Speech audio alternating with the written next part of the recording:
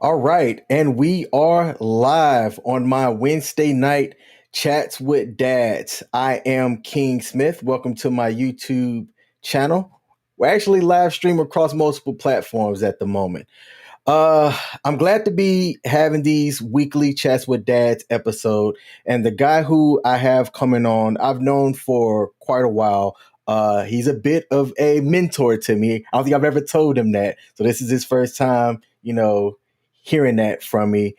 We met when I was in the service.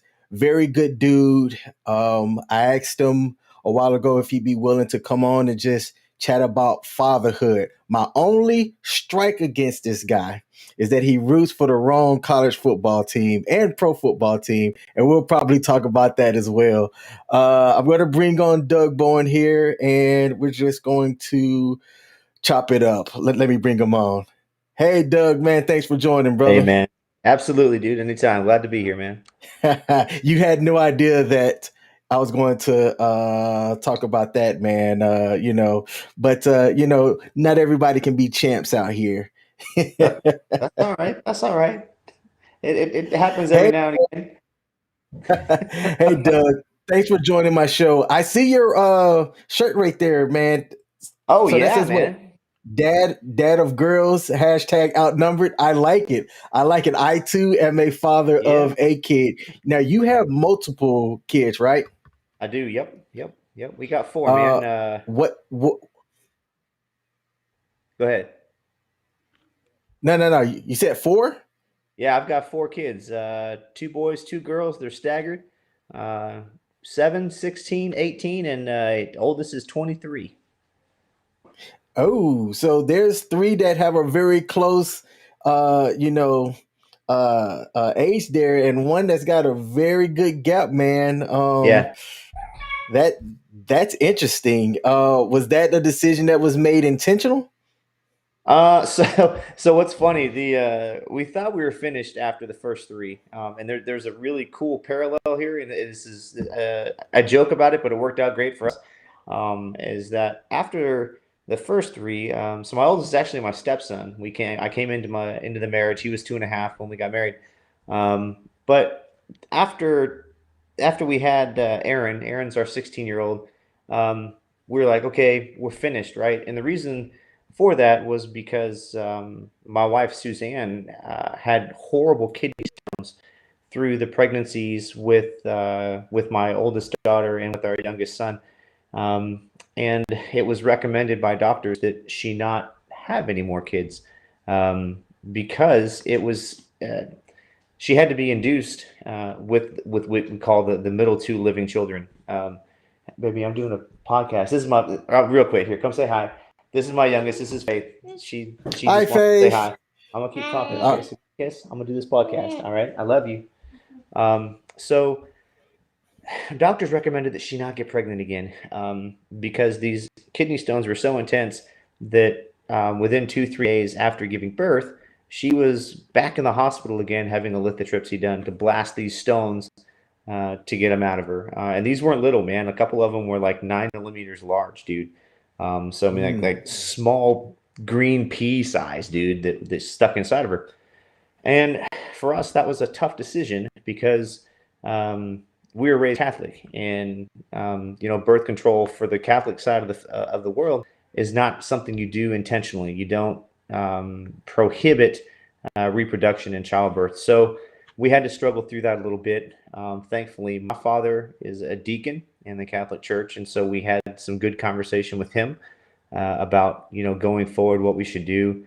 And he said, "Yeah, what you can do is you can find a form of birth control that does not prohibit you from being able to have kids again later, if you so choose, or whatever the case may be." So we opted to do a form of birth control that it was just pills at that point in time. That didn't upset her migraine medicine that she was taking. And lo and behold, 1 year, uh, the birth control pills didn't work, and along comes the little one here, Faith, and real blessing to our life, man. She's just amazing. But that parallel that I talked about between the older three and then if you want to call it the bottom three with the 18-year-old, the 16-year-old, and the 7-year-old, they're all born in December, which is we find kind of funny because I would deploy in Christmas or over the Christmas holidays, right? So I'm out in December. When do I come home? I come home in March after a 90-day gig. My wife is very Irish. I'm very Irish. Green beer, Irish, March. 9 months later, we got a tax baby. December gets to be a little expensive around our house, man, with 3 birthdays plus Christmas. So nifty little parallel there. Hey man, that's awesome, man. Let's go back to the very beginning. Okay. So you were in the Air Force for 20 plus years, and me and you did the same job. Yep. In that job, it's a job that's traveling all the time. So how did you go about meeting your wife, while also being a service member? Okay. Yeah. So I did my first 2 years over in Mildenhall, England, from age 20 to 22, and I will just leave it at this: I did what every 20-year-old would do in Europe. Um, none of it good, right? From beers to girls. I mean, everything you shouldn't do, I did. I'm Um, tracking. but came back in the Air Force, sent me down to Warner Robins, where you and I were together, and uh, in the dorms one day, and my wife happened to be good friends, best friends with a young lady who worked over in the comm squadron. Her name was Missy. And so Missy and my wife would hang out all the time at the dorms, just chilling, hanging out, whatever. Well, Suzanne was outside in a barbecue pit behind the dorms there at Robbins one morning, and I stepped outside. I used to be a smoker. I ain't smoked in 15 years, so Nice. that's a whole different deal. But I'm very glad I don't do that no more. Um, but I stepped outside to have a cigarette there in the dorms, and she's over there chilling in the barbecue smoke pit area, and looks over and says, "Hey, you don't have to be over there by yourself." And I turned over and seen this pretty redhead, over in the smoke pit, and I'm okay. Let's talk, right? I was excited about it. But that was it, man. We met in March of that year, and there's a March theme clearly. But yeah, met in March of 2001. We got engaged in July of 2001 and married in November of 2001. So this November makes 20 years. And I think I just found what our 20th anniversary wedding gift is going to be. The Dallas Cowboys coming up here to play the Kansas City Chiefs on November 21st, and so I think we're going to go up there and watch Dak Prescott beat Patty Mahomes in Arrowhead uh, for our anniversary, man. So we'll see how that goes. But yeah, dude, so that's how we met, man. It was down there. She and I chatted, and I didn't realize that she liked me, and I got a phone call one day from Missy. We're actually heading over to play softball. I played for the softball team there at the base.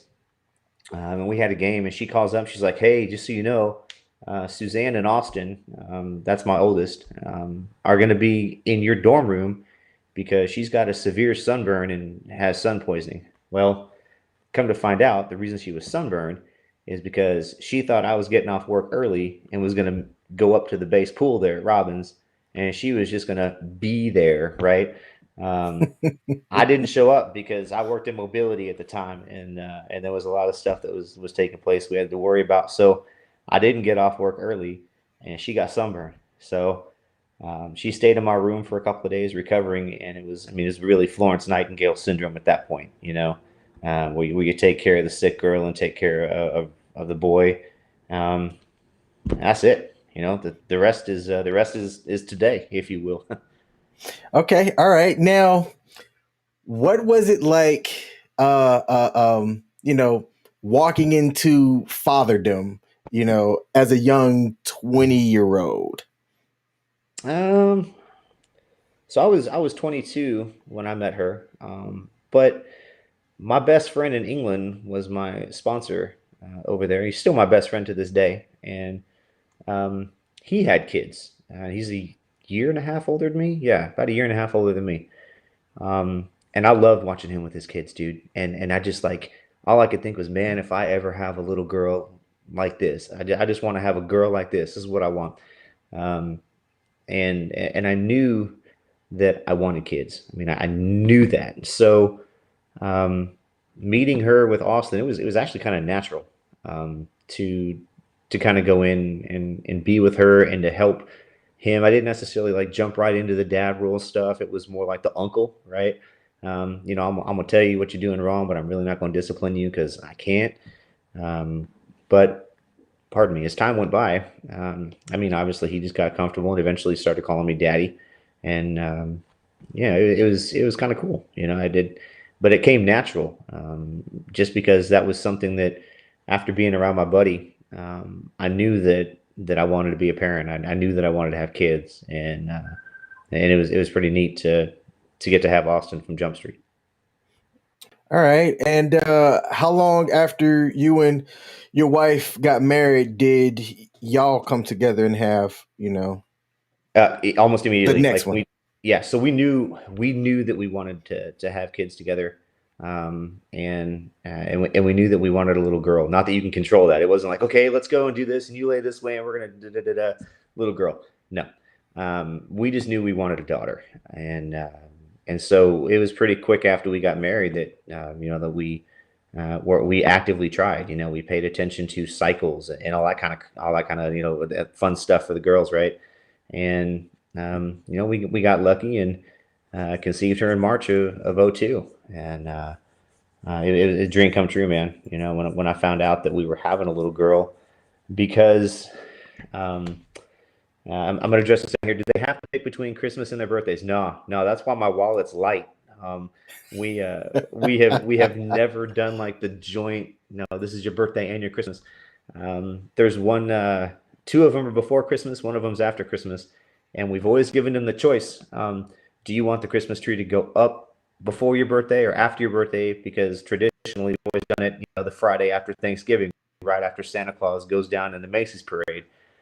But we've always given them the choice, as to what they want, and thankfully, to this point, it's never been a deal. They celebrate Christmas, and then the birthday is its own separate celebration. And the only thing that sucks about it is there's just too much damn cake. All we have is cake for all of December. Um, so anyway, what was I talking about a second ago? I got distracted by the little chat box down there. Um, sorry about that. Yeah, it's just how soon after Oh yeah, yeah. you Yeah. and your wife got So married? yeah, so when we found out that we were pregnant with my oldest daughter, her name is Nevaeh, I and like that name. I knew I knew when I was 16 that I wanted to name my daughter Nevaeh. That whatever my first daughter's name was going to be Nevaeh. And it's because I used to listen to this band. I still do, but at that point in time, the band POD. If you've ever heard of them, hard rock kind Hmm. of Christian band kind of deal. The lead singer, I read in one of their CD booklet covers. I read about his little girl named Nevaeh, and I just thought the name was beautiful because it was heaven spelled backwards. And I thought, man, that's Mm. one, that's really awesome. Two, it's super not normal, and I didn't want to have another Christine, right? I didn't want to have another Lisa or Allison. Those are good names, but that's not what I wanted.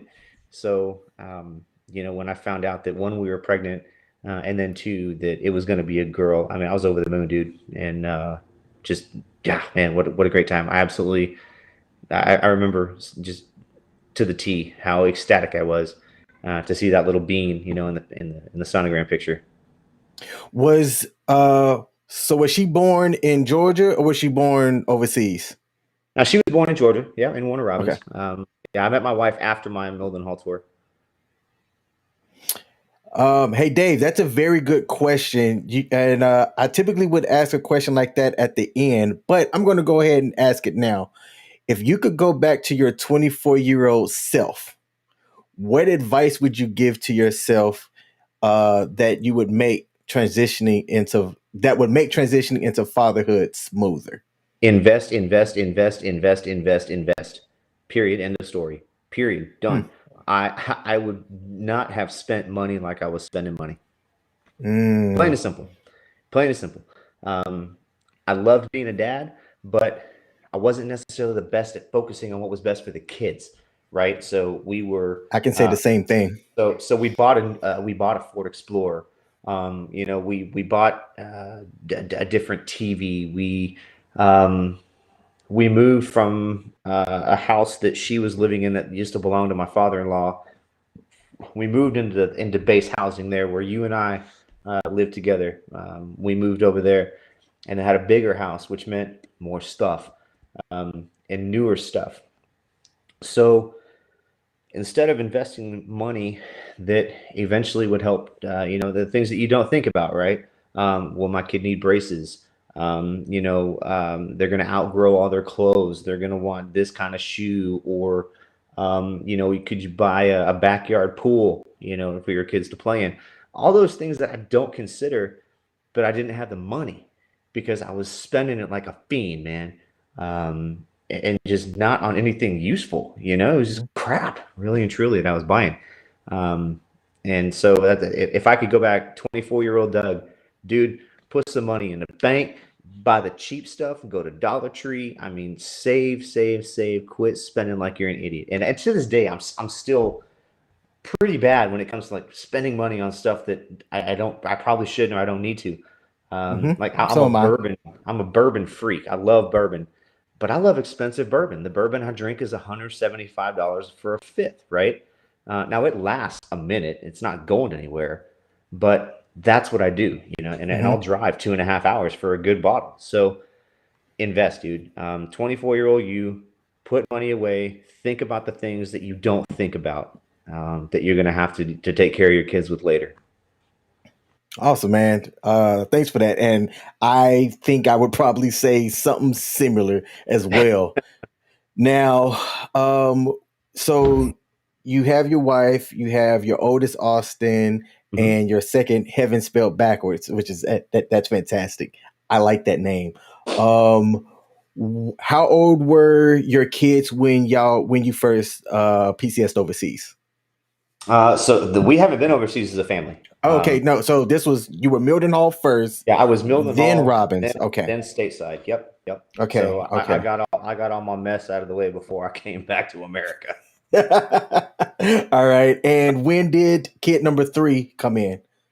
Okay. So this was a tough point for both of us, my wife and I both. In between Nevaeh and Aaron, and we're going down in kids now, right? So in between there, I think Nevaeh was, shoot,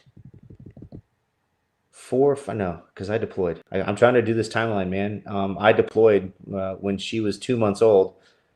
Came home. So Nevaeh was probably 4.5, 5 months old when we got pregnant again. Right after a deployment, because that's what we do. And that one didn't make it. Mm, We got to 9.5 or 10 weeks, um, and had a miscarriage, and that was tough for us. But our faith carried us through that one. Again, when we lost Jacob, um, we called my dad and to let him know, because it was tough. I needed somebody to talk to, and we needed some guidance and some counseling. And he gave me some great advice, and I give this to fathers all the time. Like I'm huge on a Life of Dad page, huge in a different Life of Dad community with my buddy Tommy, and advice that he gave me that I still give is that in those situations you need to name the baby. Um, and I know you're not going to know if it's a boy or a girl, especially at the 8 to 9 to 10 week point. But that was critical for us in healing, because when we talk about Jacob, we talk about Jacob, and Jacob is Jacob because um, Austin had a little sister and he wanted a little brother. And so we just believed that God was going to give us another son for Austin to have a little brother. So that became Jacob Michael. Um, but yeah, so we lost him, but we still celebrate Jacob. We have in the corner of my house over here. We have this little bear figurine that's a calendar that just has or I'm sorry, 4 blocks on it, and we've permanently glued them into place. One of them, and they're all like dice, right? So It's got all the months and 3-letter terms on it, and then a bunch of numbers. So we've got January 11th cemented in this little bear thing, and that's Jacob's memorial. So he goes with us. He's out everywhere. All the kids know who he is. We talk about him, so they know that they've got an angel sibling that made it up there. So so after Jacob, it was about a year. About a year later, again at the Christmas deployment, right? And I come back in March, and that's when we conceived the rainbow baby. That's Aaron. And for you guys that don't know, the rainbow baby is the one that comes after your miscarriage. And Okay. so I never that was, heard of that term before. yeah. So that was Aaron, and so Aaron became the little brother that Austin wanted, but they're separated by 4.5 years. So that was the time frame there. We had a little bit of time in between to heal, not just emotionally, but Suzanne physically from the surgery to extract Jacob. Yeah, man, it was hard, but it allows us to empathize, with other families that have gone through that, and you hear different places that people have miscarriages, but it's not always 4 or 5 months in because of a trauma or something. The pregnancy doesn't take, and Jacob was meant to be immediately deposited in heaven, if you will. So yeah, man, that's the first 3. Okay, hey man, thanks for sharing that. I know that they can't be easy to talk about, even still, throughout these years.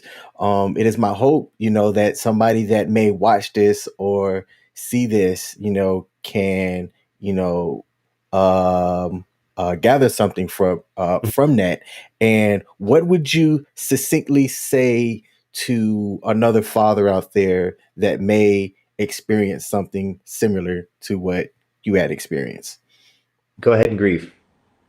Go ahead and grieve.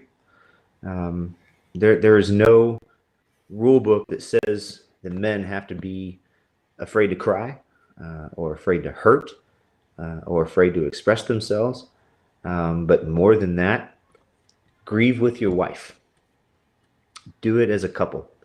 I spent a lot of years not in that situation, or with that situation, but I spent a lot of years dealing with things that happened in my life by myself.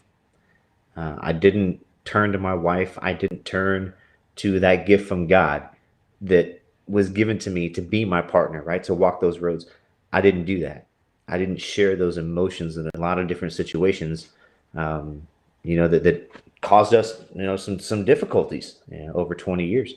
But in those situations, man, grieve, but grieve with your wife, or grieve with the young lady who was going to have your baby, whether you're married or not. Be there to share that, because it could keep you from going down a path you don't want to go down. Okay. So you're married, you're stateside, you've been on multiple TDYs and deployments. Was it hard being away from the house as often as we did traveling in our jobs? Sucked. Sucked. And that's 2 stories that really highlight how much that sucks. One, I volunteered, and King, you'll get this, man. I volunteered to go to Altus, Oklahoma. Right? Okay. I volunteered. I submitted packages 2 and 3 times to go to Altus, Oklahoma, so that I didn't have to deploy anymore. Okay. So that I didn't have to be gone. Okay. So that's number one. And for your viewers, man, Altus, Oklahoma is like the armpit of Oklahoma. Like, I mean, it's you can't even call it a suburb of Texas. It's so bad. So that's one. But the second one is why I retired, and that is I was working KC-46 test and evaluation as a resource manager in Ohio, in Dayton.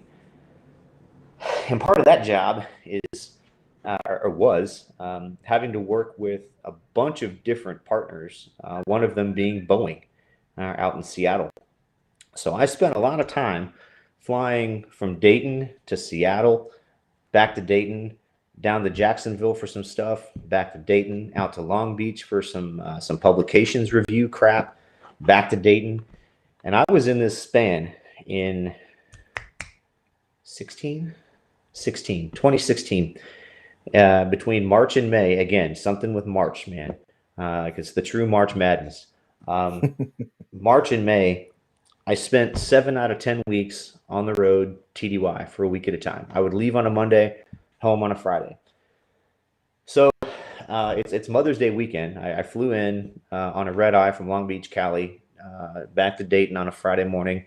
Spent the weekend, and it's sitting there on Mother's Day evening around the dinner table eating steaks. Best steaks ever, by the way. If y'all viewers want to know, I make the best steaks. So we're eating these steaks, and I looked up and I told the kids, hey, don't forget, I got to fly to Seattle tomorrow. My youngest, the 7-year-old, was two. She says, again? Dude, I pumped the brakes because I was on cruise. Baby, I was going to do 30 years. I was going to make chief. I was going to retire as a chief, and life was going to be great. Again? No, not again. Not again for that.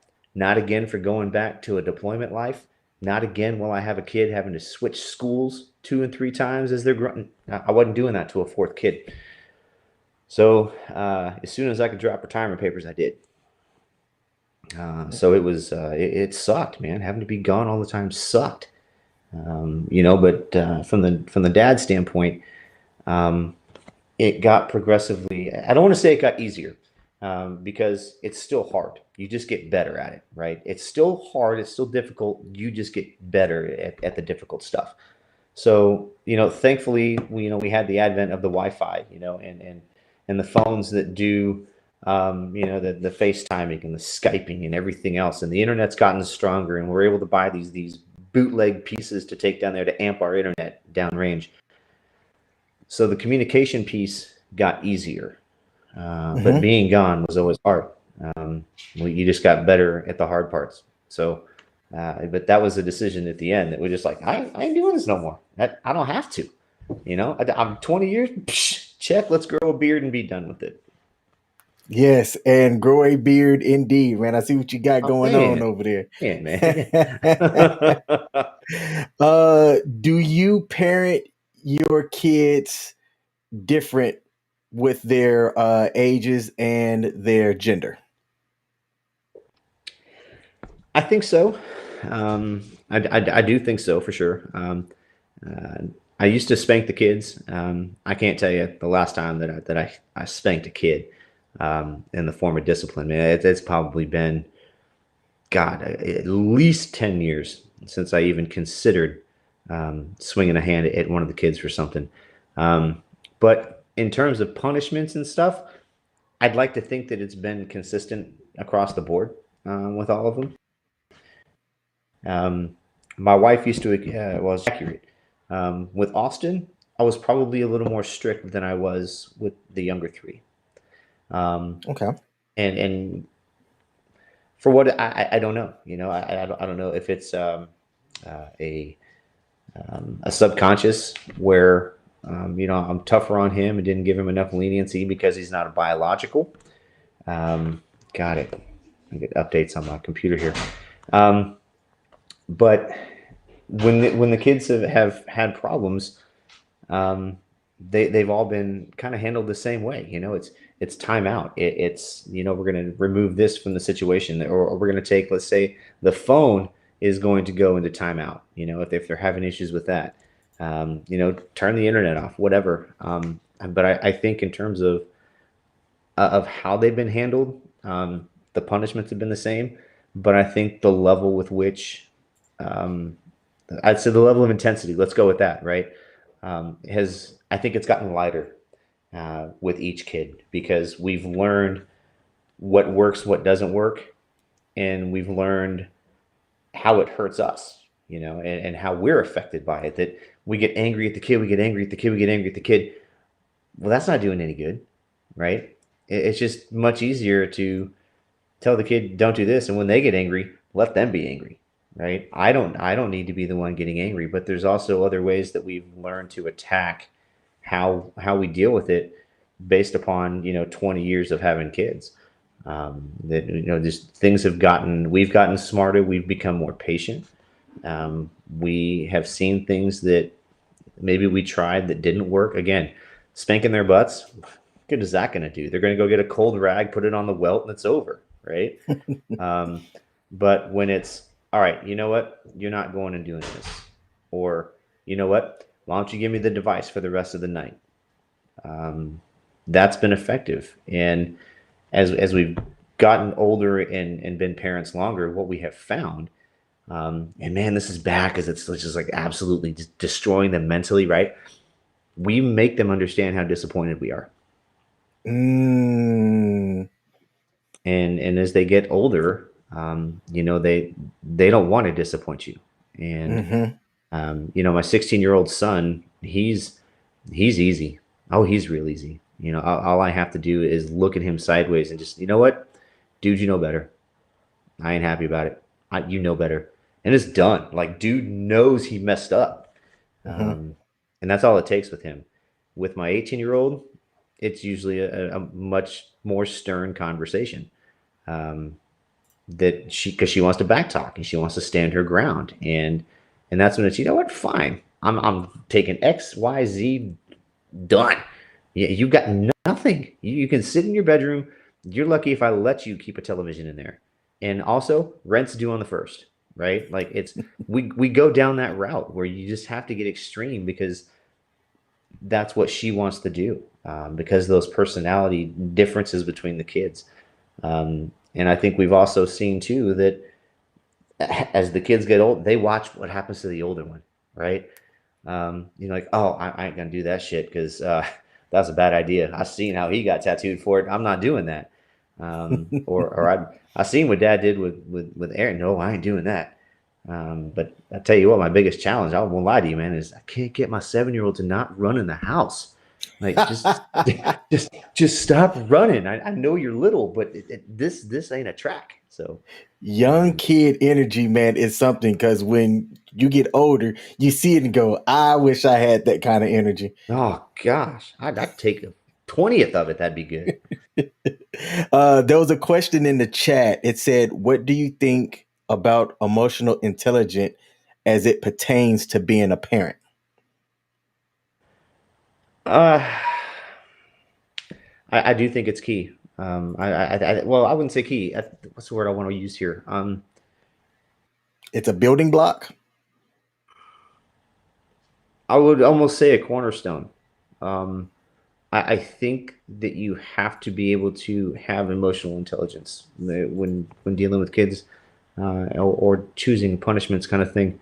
Um, because you have to not just consider how it's going to affect them, but affect you. Um, Yes. is are we both going to be better because of this, or is this something that I'm going to fire off immediately with an emotional reaction? um, and I'm not proud of it, but I've had moments with my oldest daughter where, when she was younger, she would do some stuff and I'd fly off, man. I Mm-hmm. would fly. Like, she had this dollhouse that stood, uh I don't know, 2.5, 3 feet high, maybe. um, that she had just finished making and hadn't had for very long. But I don't even remember what it was, but she upset me. Like, she set me off and I was livid. I went in there and I'm screaming and I'm screaming, and I pick her up and I drop her on the bed, and before I walk out of the room, I kick the dollhouse. Hmm. Uh, how did you feel once you calmed down? I knew immediately. I knew Mm, immediately, and you don't think about the dollhouse at that point. mm-hmm. It's not how do I fix the dollhouse. It's how do I fix the princess that was playing with the dollhouse. Gotcha. Because that's where the damage was, and she would get scared of me, um, very scared of me. And even as she's gotten older, there have been times where she and I have butted heads because, by God, she is the Irish redhead with the stubborn attitude. I mean, pure and simple. Mm-hmm. Um, where it's become a mental back and forth, and so she gets scared because she sees me get angry. Um, to a point that it's not good. And I'll share this with you, man. This is one of those things I said I don't mind talking about. When I lived in Ohio, I wasn't necessarily. I won't even say that. I didn't like the fact that I was not doing what I was brought there to do. Okay. I didn't like the fact that I was not going to be flying airplanes from Washington to other bases to deliver them. Mm-hmm. I couldn't stand the job. I was being wasted. I was mad that I wasn't back flying airplanes in another unit, taking care of airmen, doing that kind of thing. I was just pissed. And I drank a lot, a lot. Um, Half a box of boxed wine a night, every night. Um, I danced with uh, this vodka called Don Q a lot. Mm-hmm. I'd drink half a fifth a night, mixing drinks. I'd stay up after my wife went to bed and keep drinking. I'd wake up the next day hungover, go to work for like an hour, blame it on headaches and food poisoning, and go home. But there were times where it's like 8:30, 9 o'clock at night, and I'm already like buzzing gone, dude, and not in a good place. And I would get into it with the kids, not physically, but like just like arguing. And again, my 18-year-old, I love her with all my heart, but she's so damn stubborn.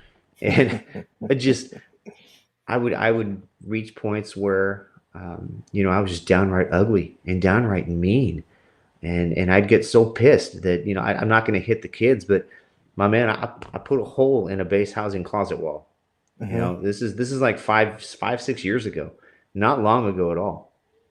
Um, yeah, and I had one night where, I scared the hell out of these kids. I'm a concealed carrier. I have a weapon generally within arm's reach at most times. But I had a night where I went stupid and played mental games with the kids, drunk, grabbed my weapon, ran in the garage. They thought I was about to kill myself. Mm-hmm. Why am I doing that? Right? Why would I do that? Mm-hmm. What kind of emotional intelligence is there there? There wasn't. There wasn't. It was just sheer stupidity. Um, and the reason that kind of stuff happened was because I wasn't grounded at all. I wasn't grounded. I was so mad that things weren't working out the way I wanted them to there, and it was supposed to work out that way.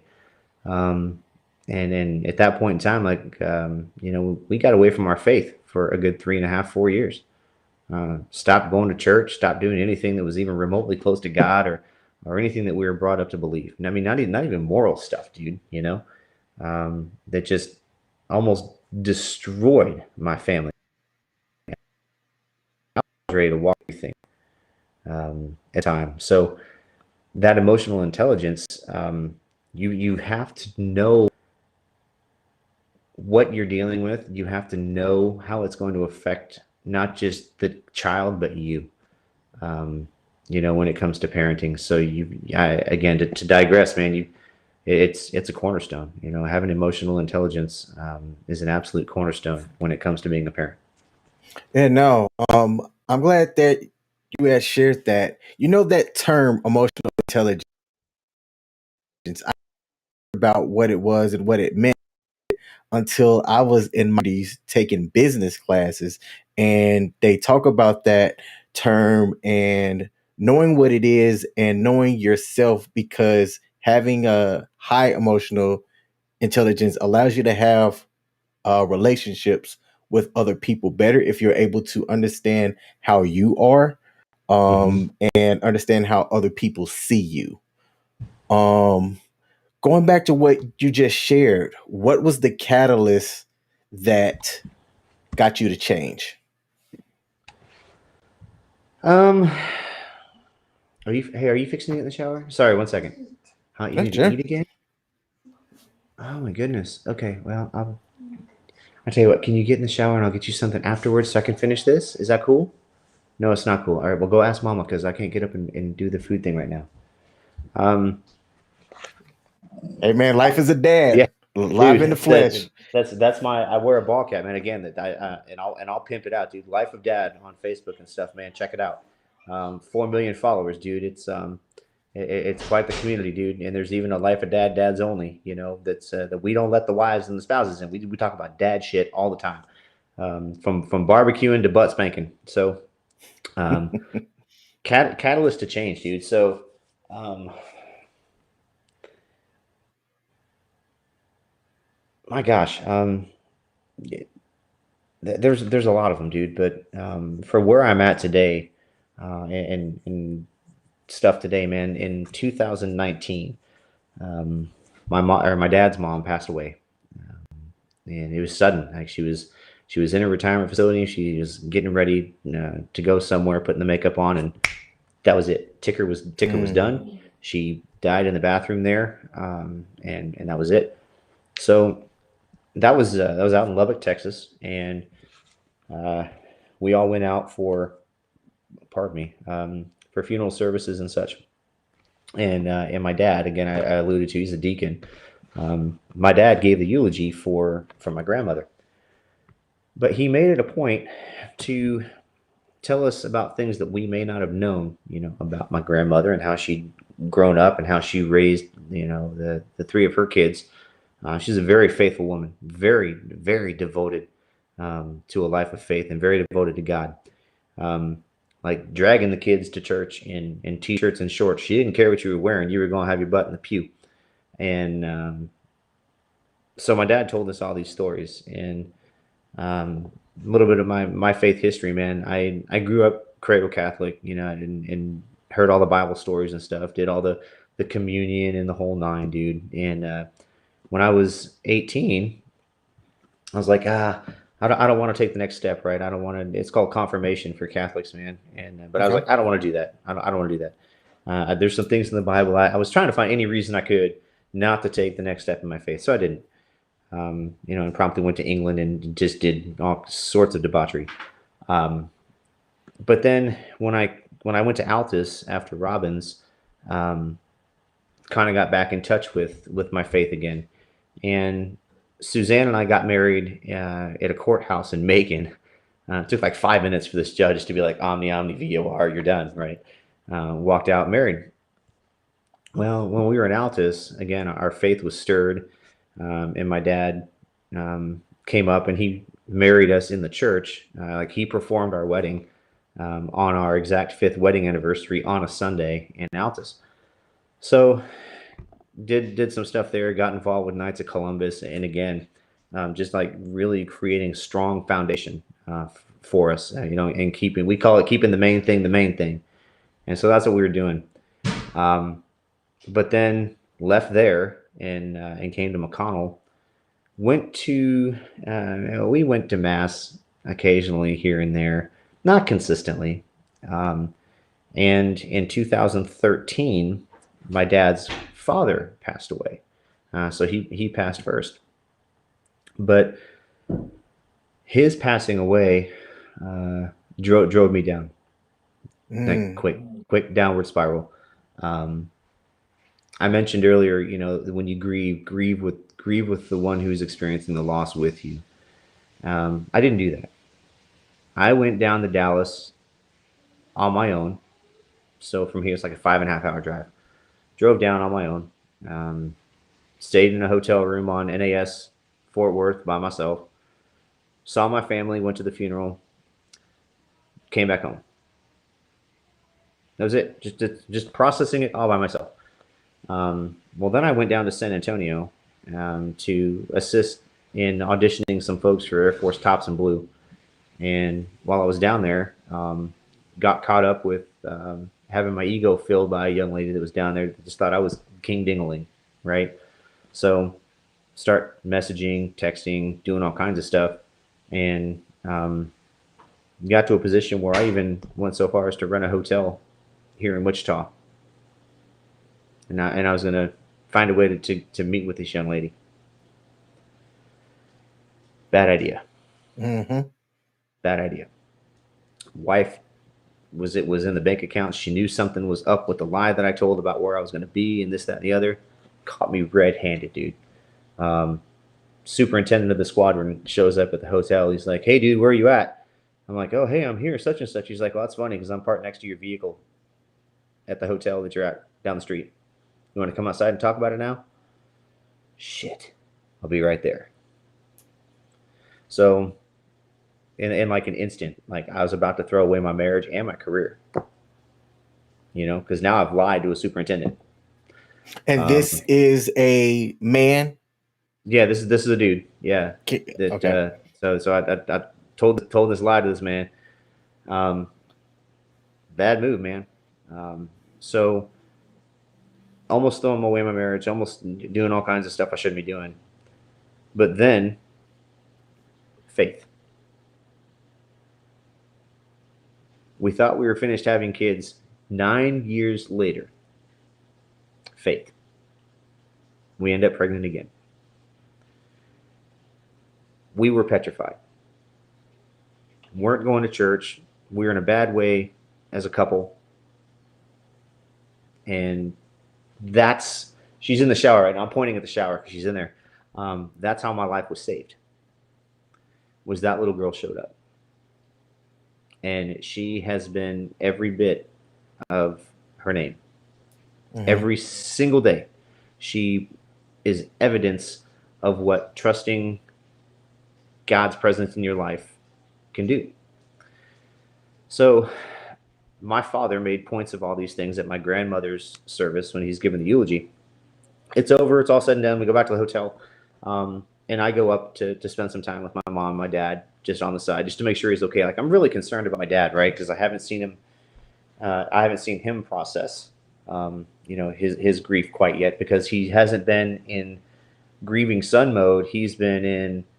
Hey, he's now the head of the family, because his mother and father are gone. My dad is now he's now the godfather. He's now the patriarch for the Boren family, and I wanted to check on him. So went into his hotel room. We poured some scotch, and we're having a conversation. And he says, Doug, you need to get your ass back in church. He's real frank about it. You need to get your ass back in church. Oh, I know. Making up all these reasons, right? I was coming up with every single excuse in the book, dude. Like why not to go and why it was a waste of time and everything else. And my dad says, dude, you have one job. You have one job as a married Catholic man. You got one job every single day. You just got to get your wife to heaven, man. You just got to do whatever it takes in your power to get her to heaven. And when you go to bed every night, you need to be able to ask yourself, what did I do today to get her to heaven? Maybe you got her a Starbucks. Maybe you did the dishes after dinner. Maybe you left the room and ate chips somewhere else because you know she doesn't like the way you sound when you eat chips. Right? What did you do to make her life better and get her to heaven? You need to get your ass in church. That was the end of it. Okay. I drove back from Lubbock the entire time.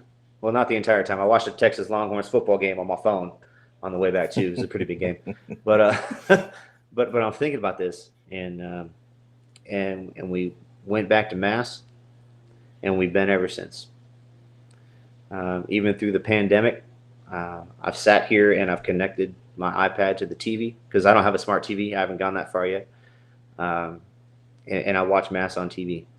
I wake up every morning at 6 o'clock so that I can get to work by 7 because there's online mass at 7 o'clock every single morning, and it goes till 7:30. So I get to sit and have morning mass, and I start my mornings that way to stay grounded, to stay focused, and to keep the main thing. Because in my life, and this is not this way for everybody, and I get that completely, but in my life, right, in Doug's life, in my family's life, when we have had God at the center of our operations, everything has always worked out. Everything. We haven't had to want for anything. We haven't had the need for anything. We haven't had to scrape for anything. It's just been there. And here I am today. I'm in a good gig, making really good money, um, and I'm in a position now where I'm selling the house that I live in and going to move my family to something they deserve, that is considerably larger, considerably more appropriate for them, and and I'm 1,000% convinced it's because we're just living the way we're supposed to live, and we are receiving those blessings, man. So the Okay. catalyst. I mean, there's multiple ones, but really and truly for me, dude, like the catalyst is making sure that I keep God centered. When I do that, He springboards everything else for me. Okay. I like to try to keep this at about an hour, to, kind of be measurable of your time as well. Thank you for coming on, first of all, Absolutely, dude. because you were handling business like right up until we had this thing scheduled, Yes, man. sir. So I definitely appreciate you coming on. I got one question that I like to ask everybody prior to them, leaving, and I'm going to change it up a bit for this one. What Right. is one thing, one thing that as a dad you would like to impress upon your kids, and you have sons, for them growing up and being young men, possibly fathers, what's the one thing that you would like to leave to the youth that are going to be dads here coming up soon? This is easy. This is easy. I was expecting it to be harder. Um, Okay, let's hear it. my every single one of my children will tell you this. In fact, hang on. Can I prove that point? Yeah, absolutely. Hey, Bear, come here. I'm gonna get my 16-year-old son up here. Okay.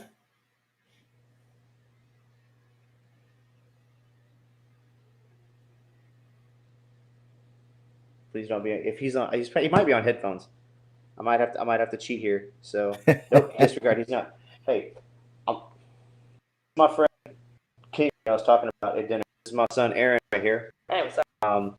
Hey, what's up, man? So Aaron just asked me the last question of the podcast is, what is one thing that I want to leave with my kids, that I want you to understand, or to make sure that I impress upon you, right? Mm-hmm. And I can only think one thing. And so you tell me if I'm wrong on this, but when you guys leave the house, or you get out, remember your last name. Absolutely. Remember your last name. I like that. Because it's all you get I to take like with you. that. And you never know who knows your dad. You never know who knows your mom. But you're representing your entire family when you step out on your own. And when you die, Oh, what's on your gravestone, right? So you get to take one thing with you. So that's my thing. I tell these kids every time they go anywhere, whether it's for a minute or for a week, remember your last name. So that's it. That's what I would say. Remember your last name. rock on. All right, man. Hey, Doug, thanks for coming on to my live stream chats with Yes, sir. dads, man. I'm glad that you had agreed to do it. I've been checking out some of the posts and things that you had, man, of the lives of dads, and you like that's you when I see Yeah, man. that. Heck yeah. All right. Well, hey, man, I'm going to give some closing statements here on my live stream. You go and take care of the young one here. And yeah, man, I appreciate you coming on, brother. Absolutely. Hey, thanks for the opportunity, brother. It's good to catch up with you and see you again, man. Yes, sir. All right. Hey, guys. Doug got real. Doug got real, and he shared some things that was extremely personable, and I was glad that he did. I myself, when I was married, took some actions and things that I should not have done. I can own up to that. I can definitely own up to that. And I was not able to course correct and am no longer married because of it. And how that affects me is, I did not want to be somebody that was in a split household, being that my daughter's young. She's 13 now. That was a huge adjustment for me, and I'm dealing with it. But it's a bit of a struggle sometimes, but I make it work. And it's having conversations like this with other men, talking to other parents, that, helps me know that, you know what I'm saying, that things happen, but it's how we press upon and go forward. And